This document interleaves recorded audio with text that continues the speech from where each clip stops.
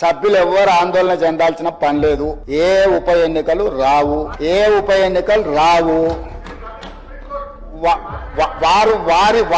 ఎన్నికలు వారు కోరుకున్నా రావు.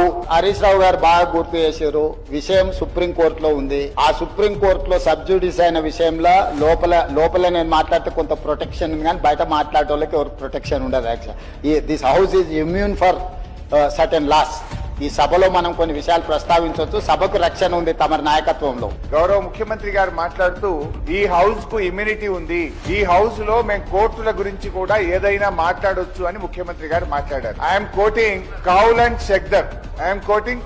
Shakdher page number 1021. ముఖ్యమంత్రి గారు ఏమన్నారంటే, మేము ఈ 10 మంది ఎమ్మెల్యేలు డిస్క్వాలిఫై కారు, అది గతంలో కాలేదు, ఇప్పుడు కూడా కారు అంటే నేను వెంటనే ఇక్కడ నుంచి సుప్రీంకోర్టులో ఉన్న మ్యాటర్ ను మీరు ఎట్లా మాట్లాడతారంటే, మాకు ఇమ్యూనిటీ ఉంది, మేము ఏదైనా మాట్లాడవచ్చు ఈ సభలో లోపల మాట్లాడతామన్నారు. అయితే ఐఎమ్ కోటింగ్ అధ్యక్ష పేజ్ నంబర్ 1021.